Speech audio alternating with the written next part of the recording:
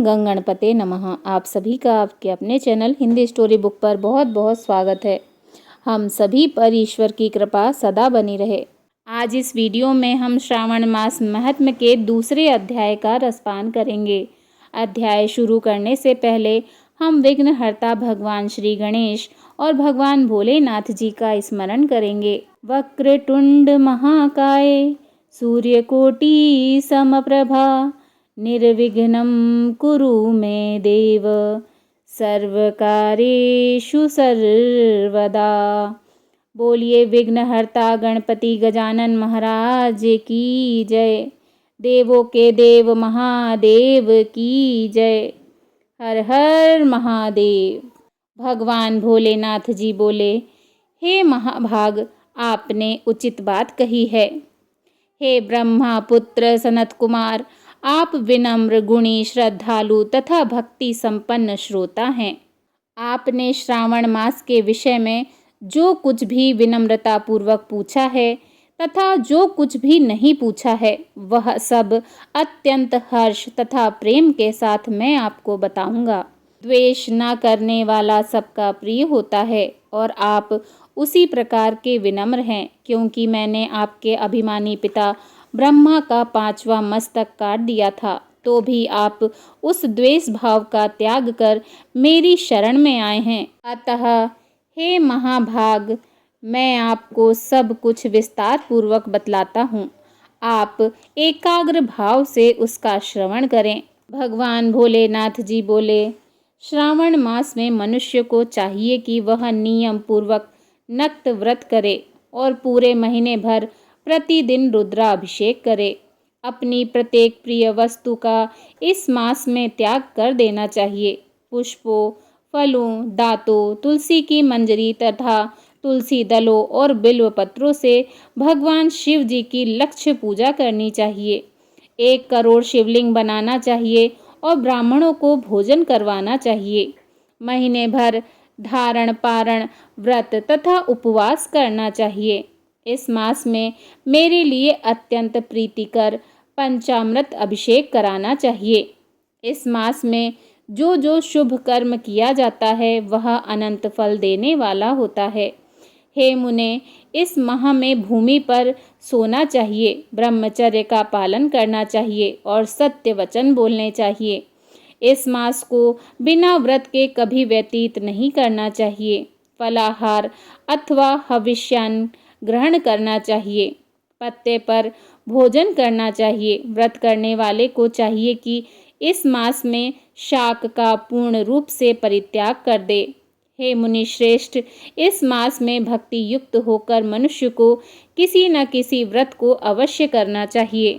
सदाचार परायण, भूमि पर शयन करने वाला, प्रातः स्नान करने वाला और जितेंद्रिय होकर मनुष्य को एकाग्रचित मन से प्रतिदिन मेरी पूजा करनी चाहिए। इस मास में किया गया पुण्य निश्चित रूप से मंत्रों की सिद्धि कराने वाला होता है। इस मास में भगवान शिव जी के षडाक्षर मंत्र का जप अथवा गायत्री मंत्र का जप करना चाहिए। भगवान शिव जी की प्रदक्षिणा, नमस्कार तथा वेद पारायण करना चाहिए। पुरुष सूक्त का पाठ अधिक फल देने वाला होता है। इस श्रावण मास में किया गया ग्रह यज्ञ, कोटि होम, लक्ष्य होम तथा अयूत होम शीघ्र ही फलीभूत होता है और अभिष्ट फल प्रदान करता है। जो मनुष्य इस मास में एक भी दिन व्रतहीन व्यतीत करता है, वह महाप्रलय प्रयत्न घोर नरक में वास करता है। यह मास मुझे जितना प्रिय है उतना कोई अन्य मास प्रिय नहीं है। यह मास सकाम व्यक्ति को अभिष्ट फल देने वाला तथा निष्काम व्यक्ति को मोक्ष प्रदान करने वाला है। हे मुनि श्रेष्ठ, इस मास में जो व्रत तथा धर्म है उन्हें मुझसे विस्तार पूर्वक सुनिए। रविवार को सूर्य व्रत तथा सोमवार को मेरी पूजा व नक्त भोजन करना चाहिए। श्रावण मास के पहले सोमवार से आरंभ करके 3.5 महीने का रोटक नामक व्रत किया जाता है। यह व्रत सभी वांछित फल को प्रदान करने वाला होता है। मंगलवार को मंगला गौरी व्रत, बुधवार व बृहस्पतिवार के दिन इन दोनों वारों का व्रत शुक्रवार को जीवंतिका व्रत और शनिवार को हनुमान जी तथा नरसिंह का व्रत करना बतलाया गया है। हे मुनि श्रेष्ठ, अब मैं तिथियों में किए जाने वाले व्रतों का विस्तार पूर्वक वर्णन करता हूँ। आप उसे एकाग्र भाव से श्रवण करें। श्रावण मास की शुक्ल पक्ष की द्वितीया तिथि को औदुंबर नामक व्रत होता है। श्रावण मास के शुक्ल पक्ष की तृतीया तिथि को गौरी व्रत किया जाता है। इस प्रकार शुक्ल पक्ष की चतुर्थी तिथि को दूर्वा गणपति नामक व्रत किया जाता है। हे मुनि श्रेष्ठ, उसी चतुर्थी का दूसरा नाम विनायक चतुर्थी भी है। शुक्ल पक्ष की पंचमी तिथि नागों के पूजन के लिए प्रशस्त होती है।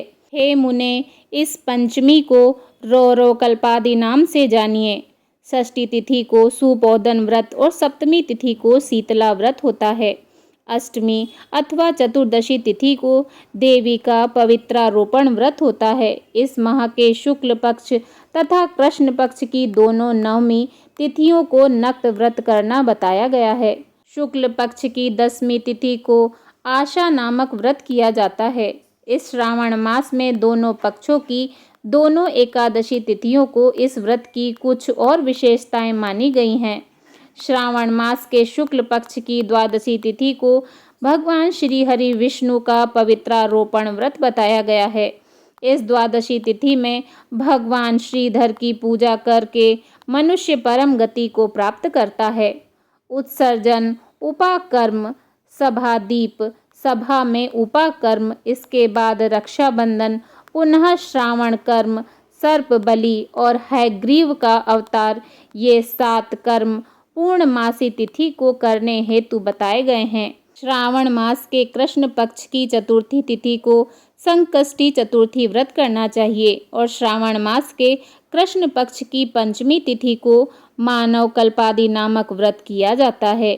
हे द्विजोत्तम, कृष्ण पक्ष की अष्टमी तिथि को भगवान श्री कृष्ण का पूर्ण अवतार हुआ।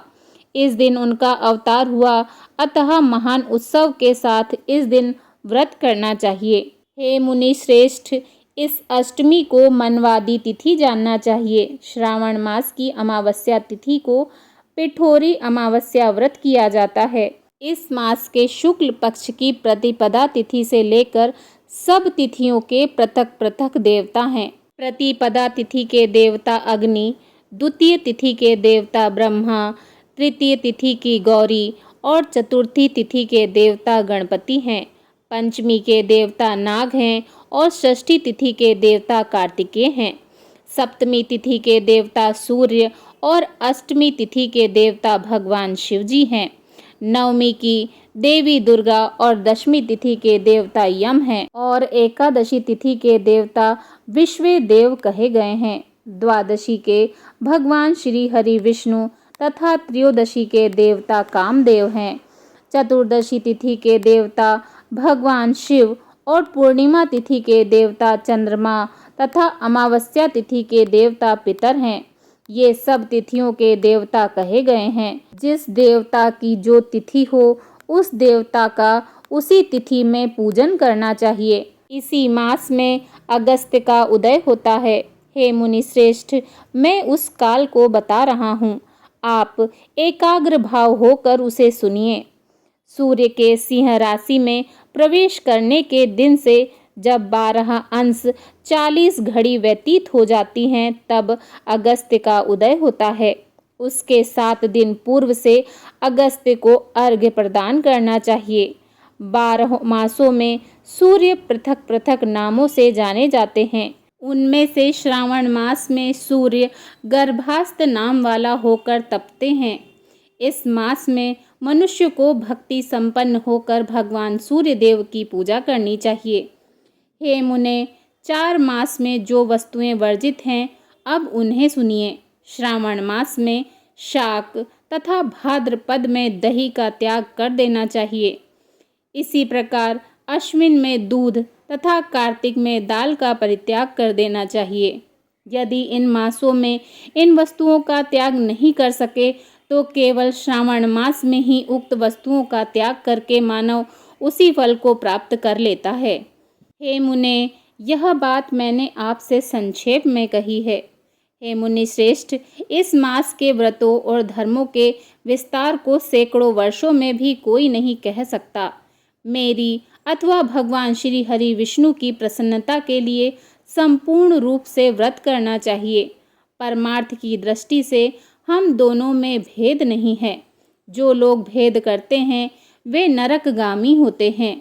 अतः हे सनत कुमार, आप श्रावण मास में धर्म का आचरण करें। इस प्रकार ईश्वर सनत कुमार संवाद के अंतर्गत श्रावण व्रतो उपदेश कथन नामक दूसरा अध्याय पूर्ण हुआ। बोलिए भगवान भोलेनाथ की जय। ओम नमः पार्वते पते हर हर महादेव। प्रिय भक्तों, आप सभी का हृदय से धन्यवाद जो आपने इस पावन कथा को अंत तक सुना। अगर आपको यह वीडियो अच्छी लगी हो तो प्लीज़ मेरे चैनल को लाइक करें, शेयर करें और सब्सक्राइब करें और कमेंट बॉक्स में हर हर महादेव लिखना न भूलें। आपका सहयोग ही मेरी प्रेरणा है। हर हर महादेव।